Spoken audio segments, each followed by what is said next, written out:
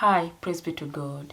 In the book of Ezekiel chapter 29, prophet Ezekiel prophesied against Egypt. Egypt was one of the greatest countries in those days, but because of its many sins, God judged it. Many years later, in the 21st century right now, Egypt is one of the poorest countries on the earth.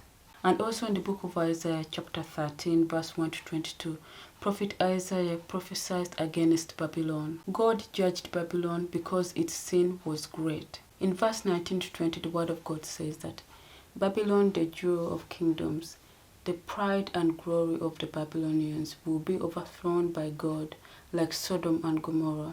She will never be inhabited or lived in through all generations. There no man will pitch their tents. There no shepherds will raise their flocks. And this is what happened. Ever since God overthrew the city of Babylon, no man has been able to rebuild it. Revelation chapter 17 and 18 also talks about Babylon's judgment and destruction. When the sin of a country or a nation is great in the eyes of God, God will judge that nation. For example, America. America is one of the greatest countries on the earth right now, but its sin is great in the eyes of God. And because of this, God has judged this nation.